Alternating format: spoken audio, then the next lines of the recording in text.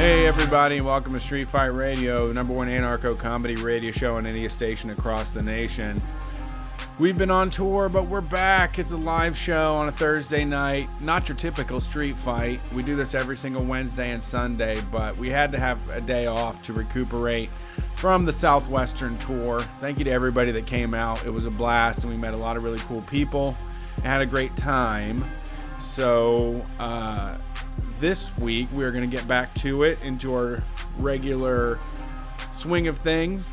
If you want even more Street Fight Radio, if you were like, wow, I wish these guys would put more podcasts out, we've got like almost 2 years of bonus shows available on patreon.com/Street Fight Radio for just $1 a month. That's all we're asking for our bonus material for those extra shows.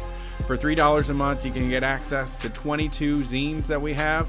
You get the full archive. You get to see them all just for signing up, and you don't get charged until the first of the month. So you sign up for free today, read all the zines, listen to all the shows you want, watch some Undercover Business tyrants, and we keep putting them out. We got a lot of zines coming in the next few months. We've got Undercover Business tyrants and lots of good bonus shows lined up. So there's plenty of wonderful content coming out from Street Fight, and we thank you, every single one of you that supports what we do, to make sure we can spread this mess across the U.S.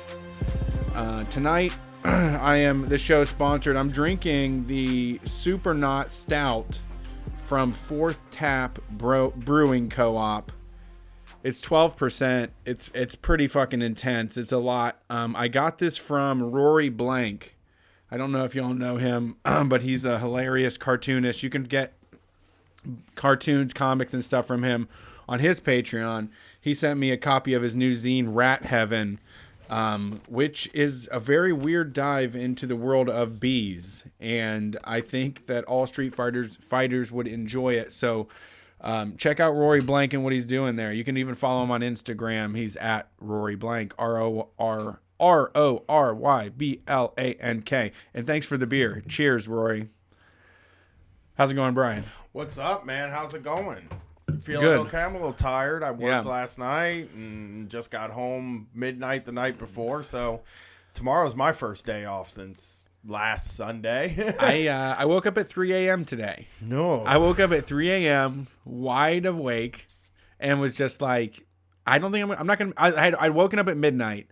I'd woken up at like 1, and then it was 3, and I'm like, I'm just going to get up and fucking work. And I worked for like a solid 6 hours and then took Charlotte to school at 9. Yeah, I was up till 4:30 last night. I'm having trouble figuring my schedule back out and stuff. So it's a lot. Sleep until 2. Right. Which is bad. I don't want to do that. I like to get up before 1. Which is not a lofty goal, I don't think. But I have to say, I'm not throwing a fit. I think that I've now finally understood, like, what I do when we end the tour is I'm always like, all right, I'm going to get back on Tuesday. I'm going to work really hard on this thing. Or, you know, the day after we get back, I have to focus on this stuff. And I have finally stopped beating myself up for just taking a day to rest, because there's a lot of taxation on your body in fucking Las Vegas. Right. Yeah. It was Las Vegas is... That's, I guess, where we can start, right? We went to 4 cities. We checked out part of the country we had never been to. Yeah, first time. You know, it was fine. It was a fine part of the country, I guess I'll say. I loved it. I mean, honestly, the all of the rocks and the mountains, everything there looked like it was a green screen. I could not believe that those were the real views. It is just so flat here in Ohio that I'm like, what are we doing, man? What are we doing coming back to here?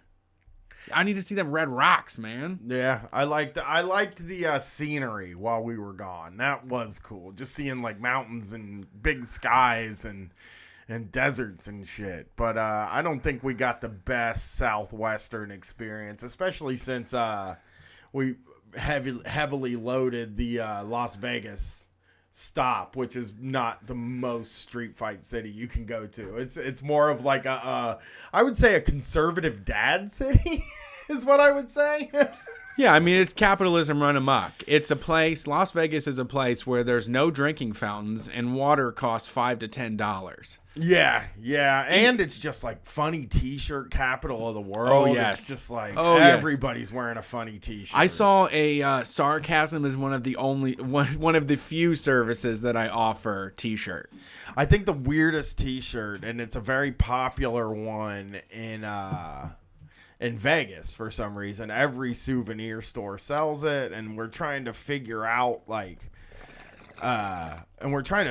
figure out who would even wear it or what it is, like right. what is this thing?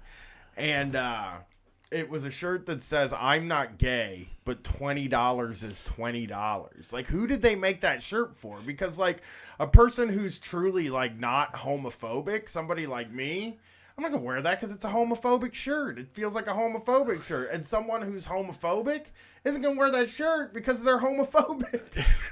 That's true. I'm trying to figure out who's going to wear that shirt. It's just like, I don't think it's a funny joke. And I don't understand why it's a big time Las Vegas shirt. Like, why is it in every place in Las Vegas?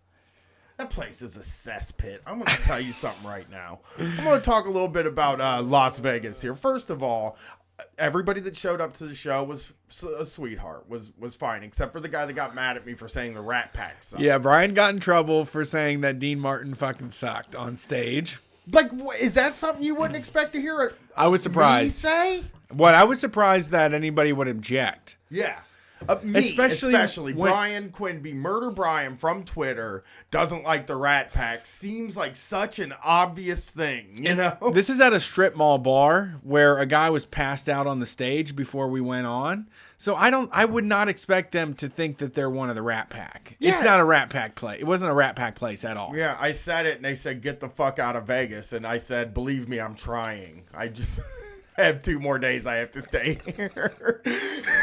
Yeah, it was surprising and awful, and the prices for everything. We went to a Starbucks in like the MGM Grand before we went and saw Double or Nothing at the wrestling show, and it was like $17, and I made a face, and she goes, "It's crazy, isn't it?" And I go, "Yeah." And she goes, "Where are you from?" And I'm like, "Ohio." I'm like. And she goes, I know, it's unbelievable. I can't believe how much it costs. And that's the conversations I was having with the cashier. Yeah, all the cashiers are like... They're like, I'm sorry. They're like, I'm so sorry. You're from a normal place where you McDonald's only costs $15. I just went to Starbucks today, the one I normally go to when I'm out walking to get my drink. And I ordered my drink, and they said, that'll be $4.25. And I said... Thank you. And handed them $5 for a coffee. Now, $5 for a coffee sounds like a whole ton of money. They've been writing articles about it for a very long time. But it is way less than Las Vegas. One of the best Las Vegas experiences was during Double or Nothing. Me and Brett left to hang out and smoke, and I wanted to get Starbucks. I wanted to get a cup of coffee, and I think he needed something. Water, because there was no fucking water anywhere. Because there was no water anywhere. So we went to Starbucks and we bought one cold brew, venti. It was a large, I will say that, and a bottled water Brett bought. And we ordered, and they said, that'll be $16. And I said, how much was the coffee? And they looked at me, totally normal. Oh, the coffee was $6.25. And I was like... That means the motherfucking water was $10. You're charging that much for the fucking water? And it wasn't Fiji or Voss. No, it was Enos or whatever. It's the Starbucks brand. Right. Yeah, the one where they like give some kid in another country a bottle of water. Thimble full of water at someone overseas. Yeah. Well, the worst gimmick. That is the worst gimmick, by the way. Just giving just give it to them. Yeah. Don't make me buy shoes so you'll give somebody shoes. Do the fucking right thing. You got all the shoes. You got a lot of extra shoes. Yeah. Yeah. The other thing is that, I mean, the sleaze bags, man, like the prostitution stuff was too fucking much. It was gross. It's just the wrong atmosphere. Like the sins there are the gross, the bad ones. It's not like I want to have dinner with a pretty woman or a pretty guy or a pretty NB person. It's like I want to pay to abuse someone sexually. Me and Brett are like 100% like pro sex worker. Like we try to have them on the show. We try to talk about that stuff. But the way that, I mean, and this is only because of where we were. I'm Oh, yeah. nearly positive. But the way that because it's dudes that are selling that sex on the strip, and the way that they talk to you is just hit. Like this guy, like this skeezy guy, like put his arm basically around Brett and got right in his ear and was like, "You want hookers and blow? I can get you hookers and blow." And it's just like, man, don't call them women hookers. And like, don't treat them like they're the same as the blow. Right. You know what I mean? Like, it just, I don't know, man. Maybe I'm too much of a tender heart for that kind of place, but that place was just not for me. The women should be in charge. There should be regulation that only women can be in charge of that. There should be no men involved with that fucking thing at all. Yeah, because the men are all horrible. And the men are just like, the hair's like greased back or like up, and like it's all the, when we first got there, listeners, I'm gonna tell you this right now. We first got there, we pulled up, we got out of the car, we walked into the hotel, got to our room, and the first thing I said to Brett is, this is a vacation spot for every guy I hate in real life. Like, this is, I can already tell this is not the place for me. Well, yeah, I mean, and it's people that are people that are so wound up, people that are working like 6 days a week, 12-hour days, and they finally get 3 days in Vegas, and they stay up the whole time and drink so much that they poop their pants and fall asleep in the bushes. Right, we talked about that while we were there, actually, because me and Brett have like a lot of, me and Brett have weekend warrior friends. We know people that only do shit on the weekends, and they kind of lock in for the week, and when and me and Brett are two guys that can basically live the life we want to live 7 days a week, because we don't have this is our job. If I want to drink, I can have a fucking drink. If I want to stay up an hour later, or, I can. It's a privilege. It is our main benefit for our job, is that we get to live the exact life we want to live, which means it's like a slow, our kind of sins or whatever you would call them are a slow burn. It's just, if I want to sin, I can sin. I don't have anything that's stopping me from drinking. I don't have anything that stops me from getting high. If I wanted to, I could wake up tomorrow and start smoking weed from the time I get up till the time I go to bed and just fucking watch TV all day. Yeah. But like Las Vegas is a place where people who can't do that, and like, I understand it's a privilege to be able to live the life that we do. But when I was living the other life, right, I still tried to get small pleasures in Monday through Thursday. Oh, yeah. Okay? Like, so I always felt like I can't live my life to this. I can't live my life in order to make this job my only thing. So it was like, on Monday through Thursday, maybe not every day, maybe some days I just come home and lay in bed until it's time to go to work, which it was definitely something I did. But there was always a thing in my mind, like, I gotta get like small pleasures in through this time, or I'm gonna fucking explode on the weekend. Yeah. And like, I just want to tell people who live this life that exploding on the weekends is an incredibly bad idea. And it's a bad, like, the lifestyle will kill you faster than just doing the things that you want to do through the week. And the way people were acting in Las Vegas was just, it's the same thing I ran into in New Orleans. It's just, you don't have to do it all at the same time. This whole party thing doesn't have to be this way. I don't think the kind of partying that happens in Vegas isn't fun to me. It's dark. There's a darkness to it. Yeah, it's like that is not here. And there was even a darkness in me while I was there. And let's get into that now. Like, I gambled all weekend. I'd never done it before, really. I've been to casinos and I've done the smallest amount. I've lost $40 here, lost $20 here. I think that's the most I've ever lost is $40 in one night. And I did it in like 5 minutes, and I did it on a slot machine because I didn't know how to play any other games. And truthfully, I don't even know how to play a slot machine. I don't know what's a win. I don't know what the object is. I just know that it rolls and then it'll tell you if you won. It's basically just a machine that says that, like, where I watch my money go up and down. It's a scratch off. But we started playing roulette, and man, I'm not going to say that because I left $40 up, right?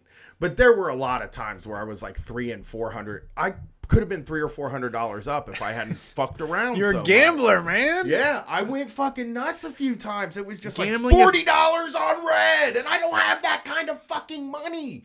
You know, I started off the week.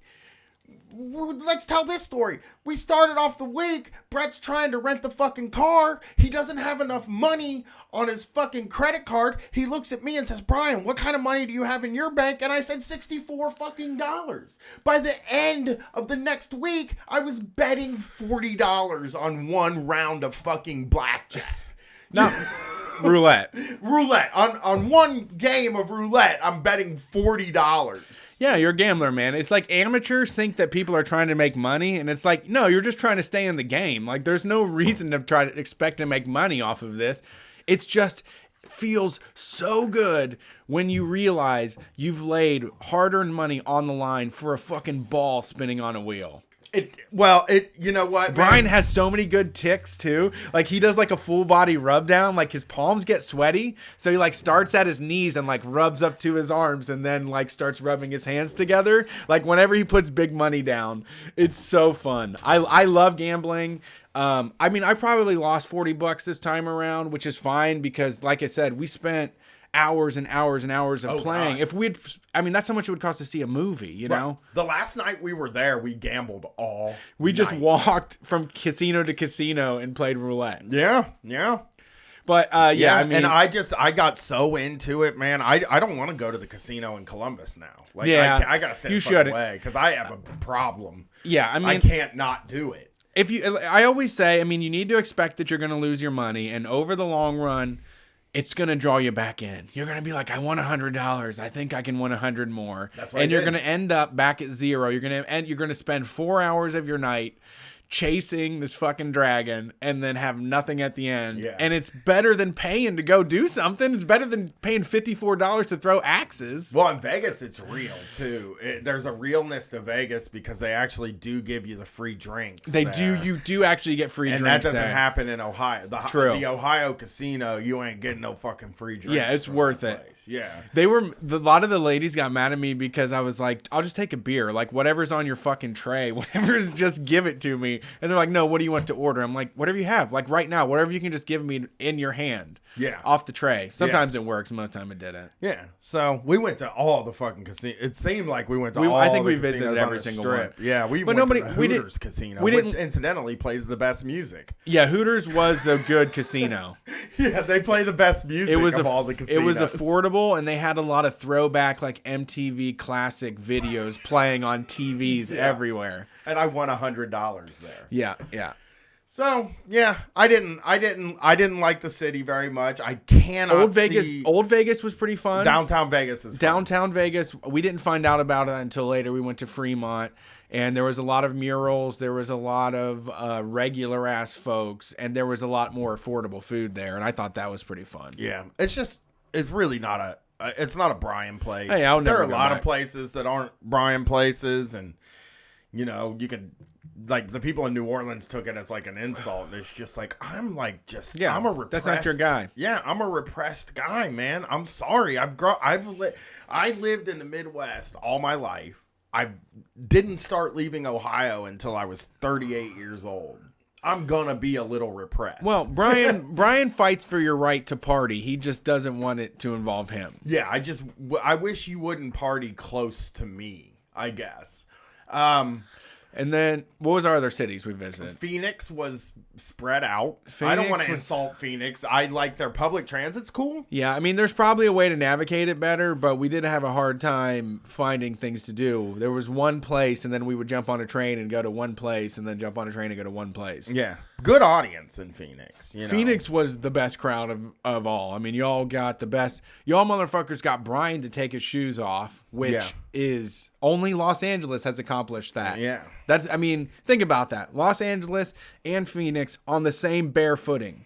Yeah. Albuquerque is a city that we love. Albuquerque, we're love. Yeah, I'm going to it's retire there. It's wild because I don't know how we can make the money to make it make sense to do more shows there, but God, I would go there anytime now. I love that place. Albuquerque is a city that's untouched by development, and a lot of the people that lived in the city seemed to be of regular means. It wasn't a lot of highfalutin nature or anything. It's not hip. No, It's no. not a hips There wasn't city. a lot of like glass, like water and basil. There was none of those places. Yes. There was no Edison bulbs, but there was tons of. It was just crammed packed full of really weird, interesting stores to go into. There was like a tattoo shop that had a leather daddy teddy bear and teddy woman. I don't know. Both of them dressed up in like bondage gear out front. We did a lot of walking there. Brian thought he was in Breaking Bad. I did. I love Breaking Bad, and it was neat to be. I mean, the show got booked because I like Breaking Bad. Like Sure. that was basically. It was like we probably could have done Santa Fe, but I said, nah. I think we should do Albuquerque, and we did Denver. Denver is Denver. I like Denver. Great city. We didn't it was get cold when we were there, and we didn't spend much time there. Yeah, unfortunately, y'all got the short journey, but y'all have the best legal weed, the best prices. I got $18 grams of wax, which is just amazing. Yeah, the legal weed in Vegas is bad too. Yeah, very expensive. Yeah. So I guess $50 eighths. before we move off the tour stuff, June 14th at the Best Friends Bar in Lexington, Kentucky, will be a street fight with the Trillbillies. It's a joint show. It's the 4 of us or 5 of us. I don't know if Tanya's going to make it or not, but there will at least be me, Brett, Tom, and Terrence on stage. Father's Day show. It's a Father's early Day preview weekend. of something that's coming later this summer that we should be able to announce in the next couple of weeks. And just figured out today, August 30th, the Hideout in Chicago, Street Fight and Struggle Session, are doing a show. That's all out weekend. The Friday night of Labor Day weekend. Tickets will probably go on sale pretty soon. And we've worked with Jack and we've worked with Leslie. We've never worked with them together, and I think it's going to fucking kick ass. So I think a theme now that we can let everybody in on. Also, June 29th in Columbus, Ohio is one worth traveling to. It's homecoming. We're gonna blast out a great show before we go on vacation. It is worth driving to if you can make your way here. I can promise. And more stuff coming up. I guess the theme of the rest of this year is we're taking friends out and we're trying to build something out here. And you're going to see us with a lot of our friends around the country in different places. And I think you're going to love it. I think once we start announcing these things, it's going to blow you away. And the people we're bringing are totally fucking cool. But June 14th in Lexington, Kentucky, Street Fight and the Trillbillies together for the first time. Not the last time. Right. In the chat, they're asking about the Kimothy saga. Oh, we did it on stage, which feels like we've already done it before, but only like a couple hundred people heard that. Let's do that. Okay, so basically, after we finished this last show before we toured, that Wednesday night, on Thursday, we found out that our Albuquerque show had been canceled. But wonderful guy named Greg, a comedian named Greg, who booked our show. I got to get his last name so that we can properly credit him. He had booked that show for us, and he didn't super tell the guy what we do, and he ended up being kind of a chud. Greg Ziomek, I believe is his name. Yes. And he explained that he posted in a local Facebook group in Albuquerque about who can give me a spot for this show.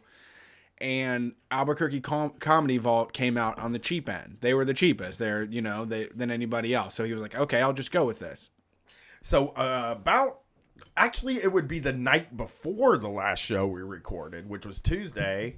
Admiral Baby, a friend of ours from Albuquerque. It was so awesome to see her. Classic tweeter. Oh my God. Amazing. One of the original funny tweeters. Yeah. She DM'd me and said, some people have told me that the guy that owns the Comedy Vault is a chud. And I said, this is what I said to her. And this is probably the worst thing I could have said. And the listeners are going to get annoyed, but I feel like I should be honest. All club owners are chuds. It's something we just have to deal with. We don't have time to rebook this show. Yeah, very short notice. It's just very scary. Small margin that we need to make money on this thing. Right, and it's scary that we're leaving in 5 days and this shit is going on. Makes everything more difficult. Just the amount of stress before these 10-day tours is fucking crazy. You know, the 10-day tours have got us. We're gonna lighten those up. Not do them. Stop chasing wrestling, dude. That's all you gotta do is stop chasing wrestling. That's true. So anyway, we do this 10-day tour. He cancels us, but Greg finds a place immediately. Greg didn't even tell us that it was canceled until he had another place. Right, which is pro maneuver. He's going to go far in this world with that amazing. attitude. He's in Austin now, and he's a comedian. So if you have the chance to see Greg Ziamek, maybe we'll have him when we go to Austin. Yeah, we should have him on stage with us in Austin. He's incredible. He's one of the nicest guys I've ever met on the road. He was just an incredible dude. I mean, like he was short $20 on the venue, and he said, "Don't worry about paying me. It was just fun. But we're gonna pay him." I mean, it's just one of those things. He's just the sweetest person, and so he finds us the other venue, and everything's fine. Now, everybody that listens to Street Fight regularly knows that I am in the middle of a strong research section on shock jocks. And Timothy canceling the show was basically, it hit all my sensors at that point. You know, I'm reading a fucking Howard Stern book. I'm listening to Bubba the Love Sponge and Mancow and Tom Likas and fucking Opie and Anthony constantly. Like, this is all that's in my ears. I'm basically in the school of fucking edgy radio. You know what I mean? Right. And so the first thing I do is just immediately, we're being censored. Like, I started tweeting out that we were being censored, and most of it ironic smartass shit. I'm being a smartass. You know, I'm just saying we're being censored because it's funny to say we're being censored. I'm saying, like, what about the First Amendment, which everybody knows that, like, I don't give a rat's ass about the First Amendment. Or, like, I'm going to wrap myself in an American flag and bring a Constitution out on stage. And, like, just doing all the old Howard Stern shit, you know, that he used to do, railing against censorship. So some of our listeners take it kind of seriously, which is fine. You know, I was having fun with it, so why shouldn't they be able to have fun with it? And they gave Timothy, the owner of the club, they gave some bad reviews to the club, which it was just opening. We were going to be like their first show. This was the first week. Yeah. So we were going to be one of the first shows at the venue, and they started saying, this guy censors people. This is a place that does censorship, doesn't believe in comedy, doesn't believe in the First Amendment. They're saying this on Yelp. Yes, on Yelp. And he had told Greg that he was short-staffed for this show. And that was his reason for canceling us. Now, like, I knew that was bullshit, right? We all knew that he wasn't short-staffed. He just didn't want the show there. Because we already knew the guy was a fucking chud. And so one of our listeners posts a bad review on his site, and he responds to the listener, and for some fucking reason in the response he says people are tired of the political rhetoric. So he tells them that he censored us. He canceled us for censorship. He kind of said, he was like, you know, I said it was understaffed, but they deserve to be censored too. Yeah.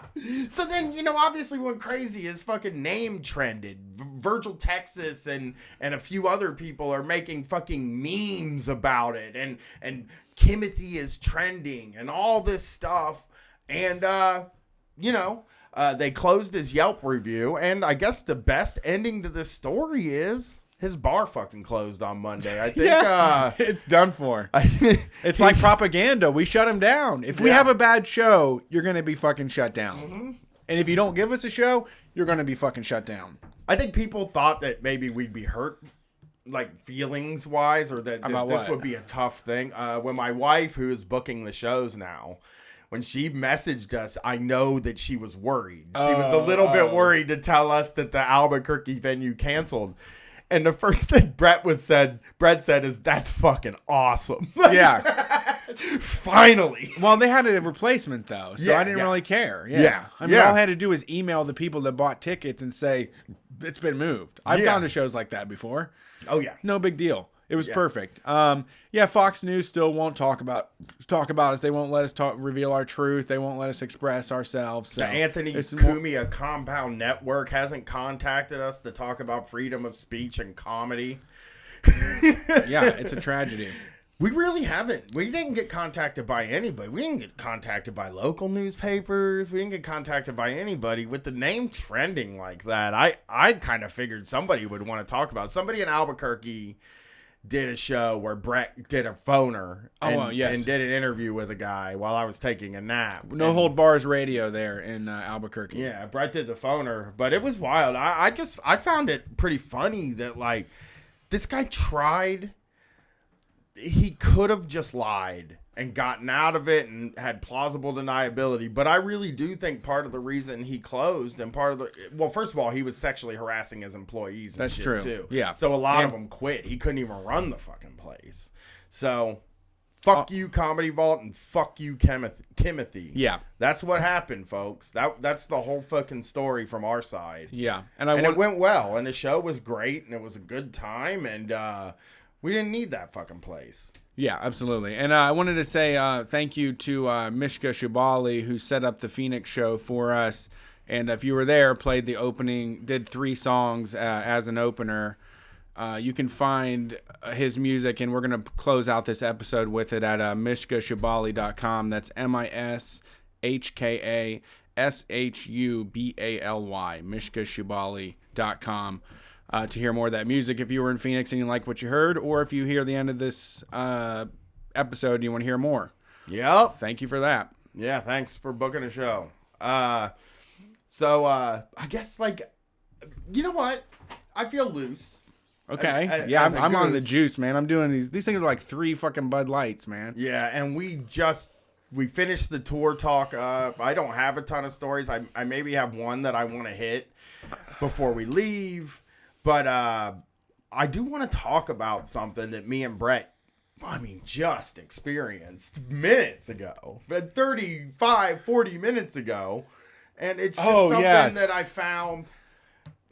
It was a surprise. Okay? So before we record the shows on recording night, we watch Undercover Boss and commentate over it. For our Patreon subscribers, our $5 and up, you can go in there. We'll send you a link. You click on it, and you get to watch Undercover Boss with me and Brett while we commentate over it. And most of the episodes are bad. This show, everybody knows. We're not telling you anything new. This is corporate propaganda. But the episode we watched tonight was, like, exceedingly bad. It was bad. It was dystopian. It was... it's a good one to watch, but it was bad in a way that I feel like I want to mention it in the main body of the show. And the episode we watched was Peavey, the microphone company. They make amps. They make musical equipment. You've seen it. They have like the real sharp edges and like the flying V. Yeah, Peavey. Yeah, Hartley Peavey is the owner's name, and Cortland something. Yes. Peavey probably is probably takes the name. Yeah, I think it was Grant or something. So the reason we're going to talk about this on this show is because there were a few things that happened in it that I think Undercover Boss kind of accidentally uncovered a few things that they've never uncovered before. It was this weird, like, maybe somebody different was editing the episode, because there was a lot of very revealing things in there, and there was a lot of very real shit in that episode, in my opinion. Well, yeah, PV is a company that has moved down to one American manufacturing plant. They think they had a dozen at one point. But they've been whittled down to this one that they call Plant 3, which is dystopia. That's 1984 shit. That's like this is actually the 3rd plant. It's like, but there's only one. It's like, no, but this is Plant 3. And we call this Plant 3 because there used to be 3. But remember the times there used to be 3. Yeah, maybe 1 and 2 are in China. But I don't think so. No, because this was called Plant 3 and it was their first plant. Right. If I'm not mistaken. Right. We're not gonna like go into super detail about PV, but I will say this: the first part that really blew me the fuck away, and like really illustrated what it's like to work in a warehouse, a restaurant, a service job, any of these jobs, is when the boss is helping put circuit boards together with a woman who has been working for PV for 24 years. Ever since she was 18 years old. Ever since she was 18 years old, she's been working there for 24 years. She started at the bottom. She went to school to get an associate's degree in electrical engineering so that she could get a bump up. And she's currently going back to school to get another bump up so she can do more advanced engineering. Right. So Cortland is working with her and asks her, what is your job? And she has to put all the guts in a machine and test it. So it's basically she gets the cabinet and she puts all the guts in a PA and then tests it and then sets it out to be sent or reassembled or put the other side of the case on. She's given 72 seconds for each case, and which is impossible. It was like, she was screwing down like 5 or 6 circuit boards, and it was brutal. It was very brutal work, if you ask me, because then the boss took it. It took him 12 minutes, and he said, "How long does it usually take you?" And she's like, "Well, I don't get them done. I don't always get them done in the 78 seconds that they give us. Sometimes it takes me 2.5 minutes." She said 1.5 to 2 minutes. Yeah, that's an amount like that. But that's not the metrics, man. 120 seconds is not 73 fucking seconds. Right. And the seconds is probably, they're trying to get an average. So they're assuming that you're getting some done in 10 or 30 seconds. It's probably what they tell you. And this is literally the guy that runs this place. This is his fucking name on the box here. And he's trying to force his people to work faster than they ever could. And it's like, what kind of quality control could you have on that shit? You can't put any, the assembly lines at so many manufacturing plants are so fast that I'm most of the time surprised that anything fucking works. It's all statistics, man. It's just like 90% of this shit will come out working okay, and we'll return the other 10%. We'll pad the MSRP to make up for the shit that we lose in the end. Yeah, and they just think like, the employees are going to get most of them right. If we could turn them into robots, we'll turn it into a robot. Right, hopefully they'll turn we can do AI instead of people. Yeah, that's what they're shooting for. So there's this part in this thing where she's describing her job and how hard it is. And this guy's totally surprised at how almost impossible this job is to do, which is funny because he sets these are the people that set he's in charge rates. He's in charge. And also, I don't believe that they don't know most of the time. Like, do you really think they don't know that they set up impossible metrics for people? No, I'm sure he sat in a boardroom with somebody that sat there and said, it used to take 74 seconds to get our PAs made. We're doing it in 73. And he's like, that's just fucking great. You know, that's great for this year. Yeah. Things are really looking up at PV. Yeah. So the part that got Brett out of his seat first is that he asks, like, what are your opinions on this company? What are some of the things about this company? What I found so she starts naming things. She read him all the way down the list. Gave him the fucking list. Laundry list. One of the things in there, and this is always fucked up, because this can be framed in any number of ways. But basically what they did was they cut down to 4-day work weeks. And they said this is only going to be for March. And then at the end of the March, they said, well, this is also going to happen in April. They gave no real explanation. And probably my guess is that when the plant supervisor announced that, he announced that, like, hey, aren't you guys lucky you're getting Fridays off from now on? Isn't this great? You're getting Fridays. Yeah, off. yeah. And it just lost 30% of their pay, like right there out of nowhere, And, their benefits were kept getting taken back. One of the ones that was super baffling to me was that when you work there for 20 years, you used to get 3 weeks of vacation, which is that is so crazy to me. Yeah, 20 years of your life. Start with 1 week, apparently, and then over time you get 2. Probably 10 years you get your second week, right? Yeah. And then at 20 you get 3, which seems like a benefit that is fairly easy to get. Yeah, man. You've been working there for 20 years. You need a longer break from the fucking place to not go mad. Also, how bad does it hurt the company when somebody takes 1 week off paid? Very bad. You should ask so? Court. You should ask Court and the fucking leaders of the company. Yeah. They can't.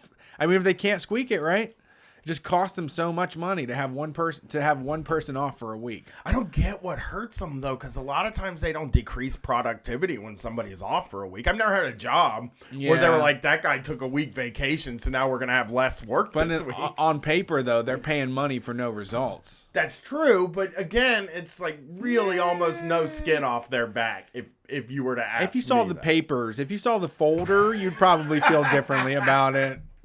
I'll show you the PowerPoint. It'll explain it a little bit better. An extra week off seems like the type of thing. A paid week off seems like the type of thing that you could really give with almost minimal impact to the bottom line of the company. It's just absurd because it's like, what kind of place do you want to have? Like, why do you want to make this such a hellish place? And why is that so absurd? I don't even have. I have 2 friends that I'm still in contact with that I've known for 20 years. And it's a very small list going on who I'm going to know for 20 years from fucking now. Yeah. I mean, 20 years is a lifetime. That's a fucking lifetime that somebody's giving you. Yeah. Yeah. So, that's what she just tells them, they cut back their benefits. They fucking, in the middle of her going to school for her associate's degree in electronics, they cut her tuition reimbursement. Yeah. They just said, we're not doing that anymore. And that's in the middle. You can't just fucking quit. But you should have seen, man. You should have seen. Watch it. It's okay. Here's the thing. This is not all a fucking commercial. You can go on Hulu and just watch this episode to see how badly they did propaganda. But the lady just reads a list for so long, and the guy is getting so mad. But at the same time, like, I feel like that's what training really is, right? Like when you're getting trained on a job, like someone has to tell you, oh, we used to get bonuses, but shit isn't looking good so anymore. So I'm not sure if you were expecting this to be like a career thing for you, but we're all fucking chattering teeth and shaking bones over here. Right. I can always, every job I've had, I have been trained and trained others, like, right. It's just part of the thing. And when I talk about training, I wasn't like the training guy. You didn't sit in a training class with me, but I was always paired up with another person. And I'll just even talk about the cable company. Like, I saw my job when I was training a new person. One, tell them how to get around the work. Yeah. I did teach them how to do the work. Of course. I did want to like help them learn. When you're troubleshooting stuff, it is always helpful to hear hints from people who have actually troubleshooted things that can maybe cut off, of course, huge amounts of work. Because after you've been doing something for a while, you learn how to... Seniority is important. Yeah, you learn how to cut out steps of the process, and you learn to, like, especially with cable, is like you can look at the TV and see what the problem is, and kind of know where the problem is or where to fix it. But I also use that as an opportunity to say, like, this manager's an asshole. Like, if he's your manager, if you want a day off, you got to request it really early. Yeah. You don't want to, your quality control scores need to be this high for this guy, or he's going to fucking go after you. You don't want to get caught fucking around with this guy, and like, you just... Training, that is the best training you're going to get, because that's real the training. Orientation is a lie. No, the orientation is like the lie part of training. Yeah, that's the fucking they live, obey shit. Yeah, I told this story before, but I'll just even tell it again because, new people listen all the time. But in my orientation at the cable company, when she was teaching us about non-paid disconnects, she said sometimes when you're disconnecting somebody's cable, their kids will look at you and get sad. Just remember, it's not your fault. It's their parents' fault that they didn't pay their bills. I mean, that's what the orientation is, right. Right. We have some of the best, most competitive health insurance there is, and then they tell you the cost, and you're like, I mean, I don't even fucking know if this is competitive. Yeah. I don't know what anybody else is paying. Nobody's talking about this. Yeah. And then they get in the van with me and we're driving around all day and I'm like, the health insurance fucking sucks. Yeah. And they raise the rates every single fucking month. They always vote to do that.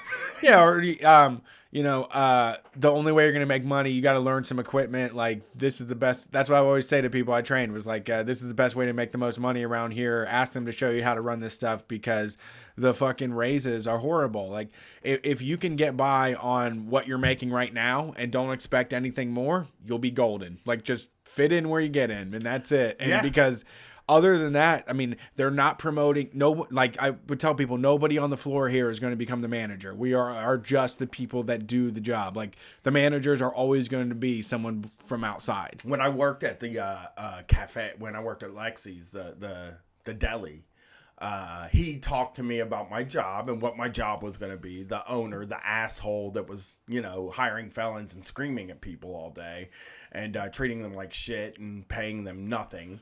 And he kind of told me what was going on. And he was like, oh, you'll be working with Molly. Molly's going to train you. And I worked with Molly for one day. And Molly was like, he yells at everybody. He's going to come in here. He's mad every day. And he yells at the entire staff. But he actually loves us.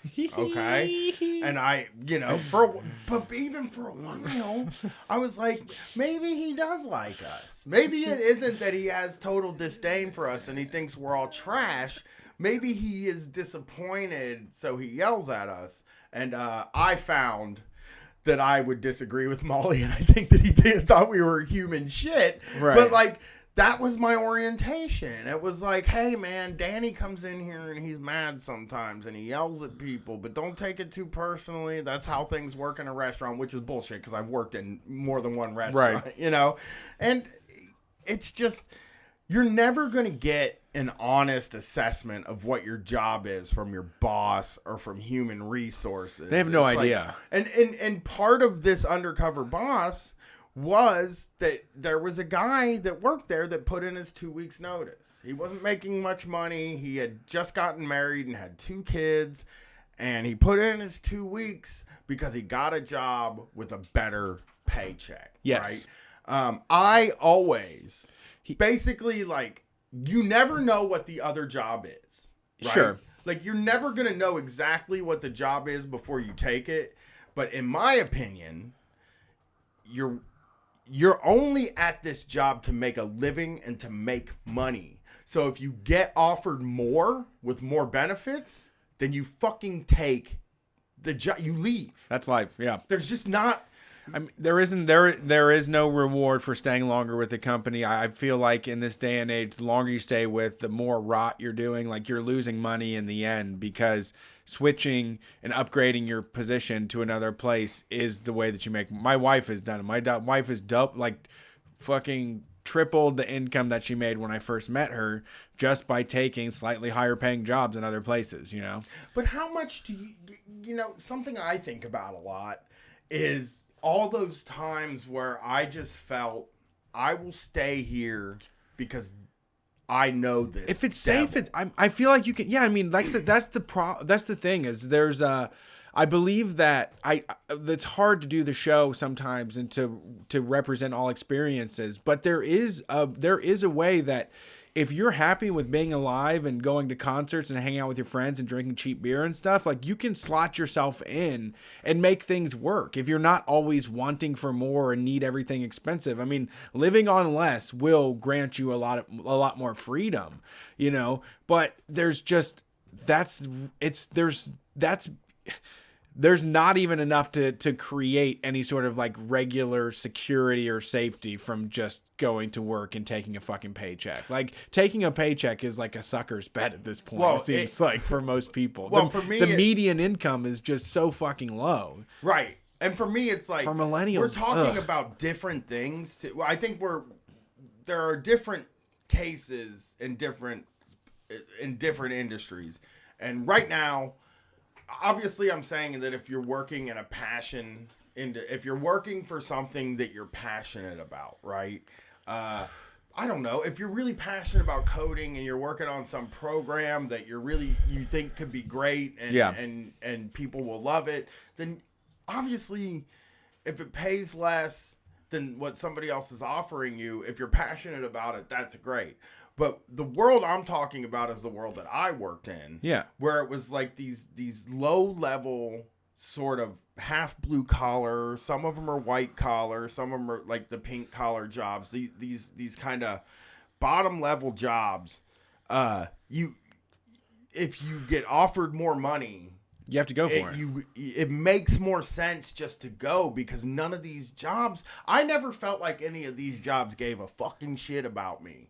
And there were times that I should have left that fucking cable company. There was 3 or 4 times where I should have left that fucking cable company, and I didn't, because of some kind of idea that I was part of something, you know? Oh, yeah. And I wasn't part of something at all. I was just worked at a fucking company. You were on a ship. You felt like you were on a ship with a bunch of other people that were in the same boat as you. And, you know, eventually things would work out. And it is, I mean, it's way easy. It's easier to just stay with what you know. Yeah. You know, and that was the guy said him and his wife both worked there. And they lost 30% of their pay when the Fridays got fucking shut down. Yeah. So he gets offered this extra job. The PV bosses come in and they say, we want to keep you around. You're a great guy. Now, here's what I think happened behind the scenes, just as far as how TV goes, is I think what happened was they saw this guy. This was a later season of Undercover Boss. They know what you're supposed to do in this situation. You can watch 3 or 4 Undercover Bosses, or as many as me and Brett have watched fucking 50 of them. But the amount of them you watch, you know that there's a certain trajectory that everybody has to go. And one of those things for every episode is the boss finds a very dedicated worker and makes their life better for them in the end. It's not everybody. It's just one person on the floor Wow. they find that has a sad story that works real hard. And I call the workers on Undercover Boss, they're not simply workers, they're angels. They are. It's just angels. People. Yeah, they're unbelievably polite and like dedicated, and Also like almost every employee too. Yeah. They are, most workers are angels. Yeah. I believe. Yeah. Like if I had to go to a job, every job I've ever been to, I'm a devil. There might be 2 other devils, and then the entire rest of the workforce is angels. And I felt bad for that guy too, because he had mentioned being so proud of what he did and how square the boxes that he built for the speakers were. And that's just something I remember being like doing my job extremely well and being excelling at it, and then, you know, nobody cares. Like whatever they're going to tell us that profits were up, and you know, I did the most quality job that I could, and I don't see any of it. You know, I'm getting my Fridays fucking cut. Right. You know? You can't even, I mean, it's like Brett said in the past, like he couldn't even get a supervisor position at a job when he had the highest metrics at the job. They wouldn't make him a supervisor because he didn't have a college degree. He does everything better than some asshole with a college degree, but that doesn't fucking matter. Right. You know, he knows and I can job. relate to the fucking people and know how it needs to get done. Yeah, they don't care about that. That's what I mean by like they want one of their guys. You're not really part of anything. No, you're not really part of a thing. You're the enemy. When you're at that, you're just, I mean, really what you are when you're at that level of the company is you are a red mark on their budget. Every single month they have to pay you, and it drives them fucking crazy because it takes away from their profits. Yes. So what happened with Or they have to pay for your 3rd week of vacation, or they have to pay for your health care, and it drives them nuts. So what happened with this guy, the angel, that has 2 kids and a wife? Was homeless 6 years ago. Was homeless 6 years ago, got his job. They talked him into staying. They said, is there a number that we can give you that'll keep you here? And he accepted the job. He kept the job. He stayed. They paid him more and he stayed, knowing that the company was in fucking trouble. Yeah. But they promised him that they were going to get it to work and all this stuff. And then they closed the factory 4 months after the Undercover Boss. So this guy lost out on another opportunity. He had a chance. Some rich asshole pretending to be the proletariat came in and said, hey, don't leave. No, we'll take care of you. You're one of the PV family. Yeah, yeah.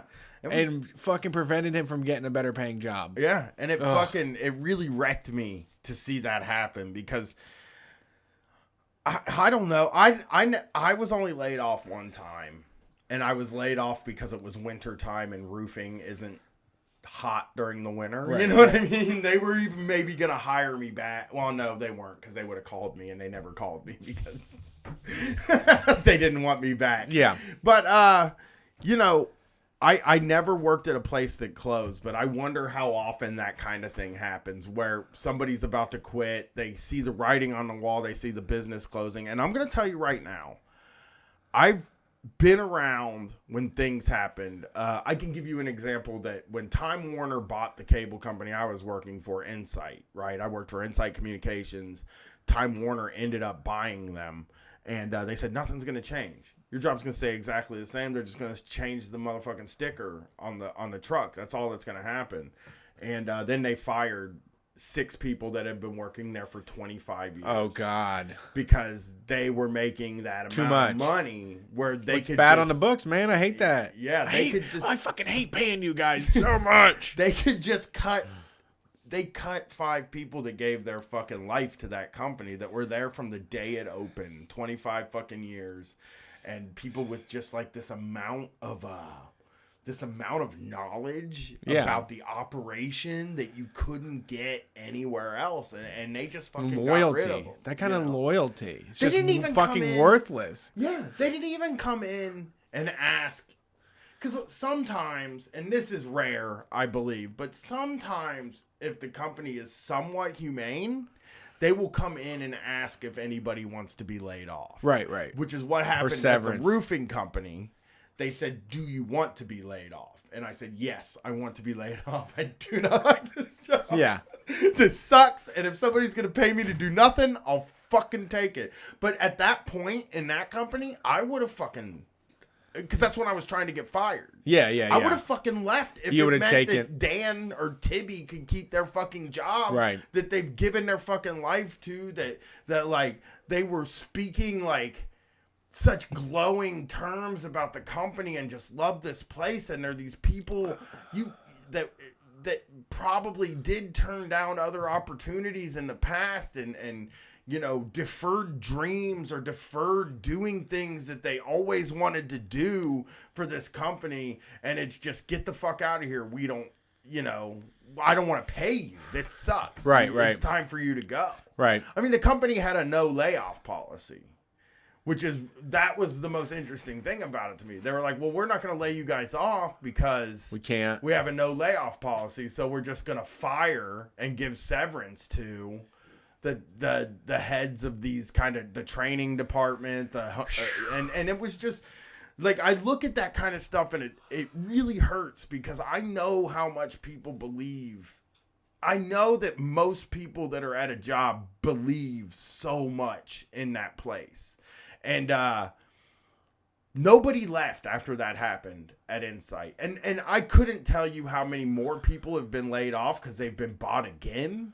Yeah. Like they got bought, then they got bought again. And it's just one of those things that's like, it's never secure. Yeah. And if you feel secure, they can just take it away from you. I would have never thought that the guy that hired me, Dan, this guy hires me. He's wonderful. I was guest DJ on the radio station, and he was the only guy at work that listened to it. Me and him kind of liked a lot of the same music at the time. I would have never thought he would get fired and I would still be working there. I thought he was going to fire me. Right. And when he was gone, it was just like, we should all be seeing the writing on the wall here. This thing's going bad. And now whenever I talk to somebody that's there, it's a bad job. It's not the same job. It's not the place they wanted to be. Yeah. You know? I heard it forever ago, but a new broom sweeps clean. That's all it is, man. It's just that they get rid of people until nobody remembers when things were better, and will put up, they're looking for people to put up with the miserable conditions today, not look towards to like any sort of past where, you know, they got a better treatment. Yeah. It's wild. I mean, I just think of I did like being able to see the training. I thought it was great, like to see the training stuff, but seeing that guy, just that's not Oh yeah, that was shit, man. I Seeing mean, a guy those get guys, fired is those just- motherfuckers light up a Marlboro Light and drink a Mick Ultra every single night at their patio, and they know where that fucking manufacturing is going. They know it's going overseas. They're trying to do fucking meetings to tell people it's not going to be that way. They're doing whatever it is, but they know that's where shit's fucking heading, and they took that guy and took away his fucking opportunity to make it look good for them in some sort of commercial on TV. Yeah. Fuck. That guy. So, I guess before we get out of here, where are we at here? I got to look at the title. Oh, yeah. I got one news story that I wanted to cover with you that I think is going to make you happy, Brett. I truly don't think it's going to make you happy. I think it's going to piss you off. But it's the only news story I saw, and it's about language, which is one of my favorite things, is language. And I like writing and stuff like that, so I wanted to get through this story with you. It's also about America, which is a place we all hate. So here we go. This is from Slate.com, the Money Box section. Oh, written by Jordan Weissman. The Trump administration loves fossil fuels, but apparently has decided that they need some rebranding. Or so E&E News editor Glenn Gilmer discovered Tuesday when she opened up what should have been the world's driest press release. So here is a piece of the press release. This thing furthers this administration's commitment to promoting American energy, American jobs, and the American economy. Further, increased supplies of U.S. natural gas on the world market are critical to advancing clean energy and the energy security of our allies around the globe. With the U.S. in another year of record-setting natural gas production, I am pleased that the Department of Energy is doing what it can to promote an efficient regulatory system that allows for molecules of U.S. freedom to be exported to the world. They are calling natural gas and oil fracking. Freedom gas. Yeah. They're calling them the molecules of U.S. freedom. This is like freedom fries. Yeah, it is. They love this doing is a that. much That's worse Republican shit. I mean, yeah, George Bush was talking about fries. This guy's talking about fucking tar sand oil. Right. And fracking.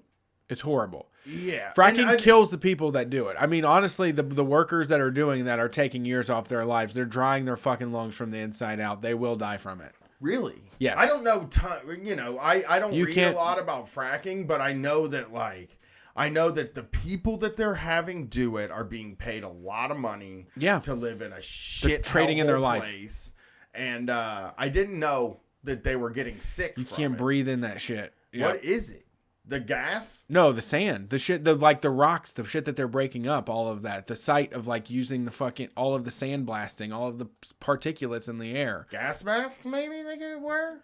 They wear masks. I don't know. I saw. Let me double check my. I would love thing. to see that. I mean, I would. They call it spreading. Increasing export capacity from the Freeport LNG project is critical to spreading freedom gas throughout the world by giving America's allies a diverse and affordable source of clean energy. So fracking is freedom gas. They're being poisoned on the job. Is what they should call it, though. They should call it capitalism gas. It's air. It's just air pollution on another level. Yeah, it's causing earthquakes too. By the way, the fracking. So it's our official. It's an official thing now, I guess. Freedom gas. It appears that turn of phrase originated earlier this month when Secretary of Energy Rick Perry. That is. Yeah. I didn't remember that. Yep. That's one of the evil guys I put out of my mind thinking he was gone, but he's actually doing evil things. He's doing better. Yeah. He's very successful. Oh, Rick Perry. He's the boat shoes guy, right? Bag. Blood on his boat shoes guy? Yeah, he's killed people on international waters. He definitely has a pair of bloody boat shoes that he hid somewhere or threw into a fire. I mean, this is, in a way, I mean, I don't want to get us in trouble. I'm not going to go to jail for this cause. But where's the revolt? You know, where are the people that are mad? Everybody's still going to go to work about this stuff, you know? Well, it sucks because this is the sort of thing that's going to take the punch out Mueller of... people are like, they're just like, oh, we'll vote to change the name, you know? Yeah. Well, and you start thinking about it like, this is... Fracking is bad, right? And they're doing anything they can not to bring up fracking, hydraulic fracking, any of that stuff. Well, and it's so dirty. We don't even use it here. It's only for export. It's only to export to countries where like the EPA can't go after them for fucking using it. Really? That's why it's exporting freedom molecules. Is because they're sending it overseas. We can't use it at all. That's why they pumped it all down to Texas. That's why the whole pipeline came down through Canada, was to get it to the ports of Texas so that it could be exported. For what though? Like, so to be used as natural gas in other places around the world where they're allowed to use gas that isn't as clean as, you know, that fracking standards meet. I mean, but that doesn't. Oh my god. Right, and it's like, it's one of those things where it's like you pretend that they aren't burning up the same fucking atmosphere that we're breathing in, you know? That's the problem with the state. Is that it? Is that what we're going to get on to? paper. It's about paper. I know. On paper, we aren't polluting at all. Right. That's we're just making saying. money. We're printing money on freedom gas over here. Offset. That sucks, man. Because like we have separated this planet into these different territories that think that what the other territory does is their problem. Right. But it's all our fucking problem. No, we're all connected on this one. The fucking nuclear waste and shit. It's just like, I mean, well, but China's not taking care of it, you know? Or they have less rules about how they store the nuclear waste, and it's like, I would rather them have more rules about it too. I don't want to take advantage of the fact that they don't have rules about it by sending my shit over there. Yeah, and Joy just pointed out, legendary poster, Joy pointed out that protesting pipelines in Texas now carries a $100,000 fine. Right. Yeah. I mean, they have really. Is it purely protesting, or is it like fucking with the pipelines? I'm not sure. Carries the fine. I'd be interested to know. I mean, because fucking with the pipelines is the only real practical solution to this kind of stuff. Yeah. I don't want to go to jail, but that's really the only pure practical solution. Let's do this the right way. If you're interested in reading more on the subject, I really suggest you read the book Monkey Wrench Gang. It's fucking wonderful. It's legendary. It's a milestone in organizing and activism. It's a fucking great book. Yeah, yeah. Have you read that one? I think I've started it a few times and didn't quite get through it, but I'll start it again. It was when I was not reading as much. Edward Abbey wrote it in like 75, and it's fucking great. I've read most of it because I know what it's about. I listened to the audiobook, so that might have been the difference. When I was working at the donut shop, I got it from the audio place. I loved it. Okay. Yeah. I mean, it really is they are just getting away. They get away with this stuff because it creates jobs. Yeah. And you can totally understand being a person that makes your living doing fracking stuff and making $100,000 a year, like doing a blue collar job. Getting a fucking dually, man. It's something I talked about with Tom. With the peanut butter leather on the inside, man. You get that Longhorn edition F-150? Yep. Woo! Yep.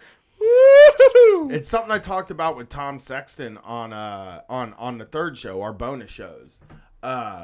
We were talking about how, like, when I was younger, I would look at cops, right? You would look at the job of cop and not being radicalized, knowing I didn't like them. Sure. You know, I didn't like the police, but they also make like $90,000 a year. Yeah. And there are times where, like, had I been maybe a weaker person or just a different type of person. No, go with weaker. Just stick with weaker. Had I been a weaker person, I might have gone for that. Yeah. I'm serious, though. I mean, no, I know. Like $90,000 a year is a big amount of money. And I don't know how else I could get that. Yeah.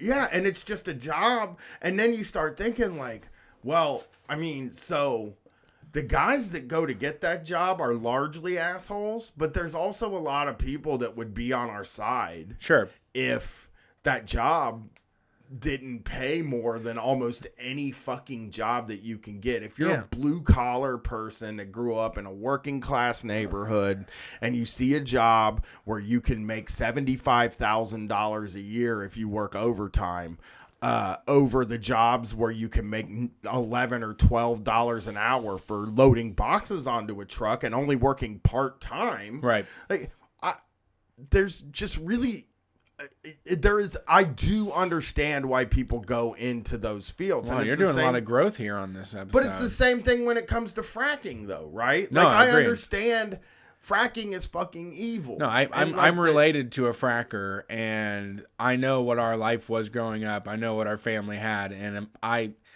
there's nothing that I could do to tell him not to go get six figures a year and get his dually truck and have his like family with all the shit that he wants. I how do you say stop that? You know, it's like that's the challenge is affecting people in a way, because there isn't, you know, it's nice to talk about a better world, but it's not here right now. Like the big time jobs are in doing the evil shit. Yeah, that's how you make all the fucking money, is doing evil shit.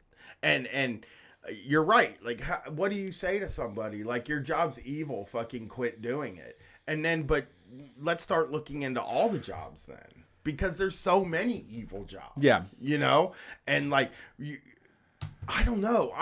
Like fracking, to me, it's for me, right? It's unacceptable job for somebody to do. I'm against the guy that's doing the fracking. Yeah.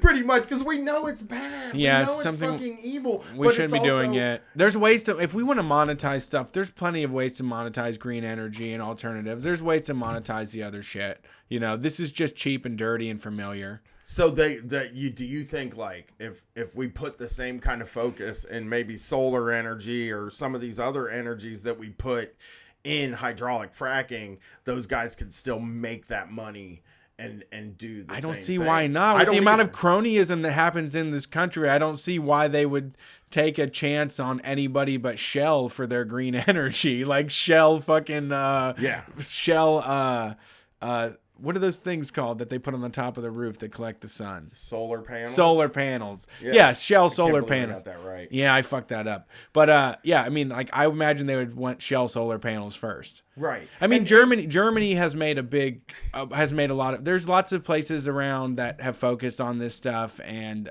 it can be worked out pretty easily. I don't know what I don't know. It's just this is just such a fucking absurd place. Right. The first thing that you freedom learn... gas, man. I mean, this is just like molecules. There's of other freedom. people in the world, dog, that can see what we're doing over here, man. Like, I feel so dumb being a part of this anymore. It makes me want to get away. Like, it just makes me feel like this is a sinking ship. This feels like working for Peavy. It feels like I'm working for Peavy right now. I do not want to be in this shit anymore. I don't like it either. It's weird. You can't even opt out of these sorts of things either. Like, oh, I'm a sovereign citizen now. Is that what you're gonna do? I'm Clive and fucking Bundy. I don't. And it's, you know, and then you see all these serious fucking Republican people that don't even have the guts to say they're not okay with being this stupid. You know, they just go along with it. I see those like it's fucking embarrassing. I see guys. I see this more often than I feel comfortable with. And now that I'm traveling, I see it on license plates. I actually make license plates that say Friends of Coal.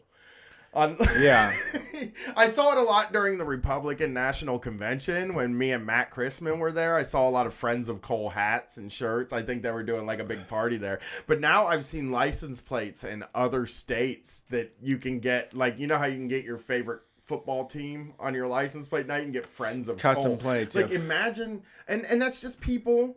It's Tom talked about this too. He was like, the coal miners when I was growing up weren't poor. Right. Like, the coal miners were people that made a bunch of fucking money. You were lucky if you got to be a fucking coal miner. Yes. So when we're sitting around here and we're yelling about, like, these coal miners need their jobs back, we got to give these guys their jobs back. We're talking about a smaller number of people making a larger number of money to basically damage the environment, to cut the tops off of fucking mountains, right? Risk their lives and kill themselves slowly. Yeah.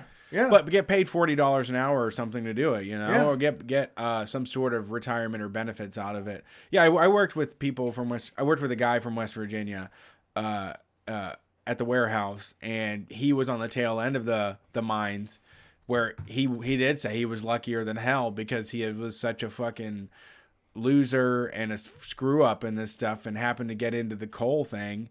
And, you know, by the end of it, wasn't fucking worth it. You know, he's like putting his life on the line to make nothing, to compete with the shittiest jobs in town, you know? Yeah. It's sad. I don't know how it's really depressing when you start thinking about, like, so the ways that a working class person, a person that grew up working class or poor, I mean, the jobs you start looking at where that person, it can immediately port over to making better than what their parents did, to upward mobility. Yeah. Like basically to port over to upward, to move up in the next thing. What they're selling out the without future going to college, without getting $65,000 in debt too, right? It goes both ways. I know. I college people go to evil jobs. Yeah, I was gonna say, I know somebody that just went to college for running fracking drills. Right. What I'm saying though is, but they're going for they're going for $250,000. Like they're going for big bucks. Yeah, and what they're the nerd that like looks at a mountain crosscut and is like, how can we dig out everything from underneath that thing? and all I'm really saying is, like, in order to have, I grew up in a fairly comfortable situation. In order to have the situation that I grew up in for myself, I would have probably had to, like, do fucking fracking or be a cop or something like that, because what else is going to pay me $150,000 a year that I can do without a high school diploma? Yeah. I just don't even know. The solution to these types of things is, like, I don't even know. But the cop thing has always been a thing that bothers me, because when in my early 20s, there were a few times where I considered, like, well, I could go to the police academy, because, you know, times where I wasn't really doing drugs. Yeah. You know, and I was just clean, and me and my wife were just hanging out, and we're broke, and it's just like, I could go to the police academy. You know, it's not as dangerous of a job as they say it is. You're mostly just, like, pulling people over and writing them tickets, and you make a shitload of money, and I didn't do it because I didn't want to fucking be a cop. I didn't want to be an asshole. But again, fracking is like, everybody knows that shit's bad. Yeah. Everybody does. Yeah. Even the guys you know that are doing fracking, I don't know if this is true, but I'm sure they don't even talk about it around you, because they know that you're like a guy, like, they know that it's not something that it's a controversial subject. How about that? They see themselves as ghostwriters. They see themselves as just, like, doing what needs to be done and being badass, right? I mean, it's just like, y'all love it. Y'all drive back and forth to work. You need it. So I'm the guy that provides it, you know? True. So that's the show, Freedom Molecules. Freedom Molecules. We are going to be back this Sunday with Drew Toothpaste, I think, is going to sit in and take calls with us. Yes, that's great. He just had a bonus show come out too recently, I think. Just also, FYI, I've been asked a few times lately, the Brace and Brian show will ride again in the next, like, week or two. You will get that back. Things haven't worked out. We've been on kind of weird schedules, both of us, and we weren't able to get them worked out. But it's coming back, I promise. All right. Well, thanks for being here. We are glad that y'all sat around and enjoyed the chat. We are Street Fight Radio, #1 anarcho comedy radio show at any station across the nation. This Sunday, we are going to be taking your calls. The phone lines open up at 9 p.m. Eastern Standard Time. We will be here until midnight. And then if you want more of what we do, head over to patreon.com/Street Fight Radio for bonus content, including zines, live videos, and bonus shows. This tune is brought to you by Mishka Shubali. We will see you on Sunday. Peace.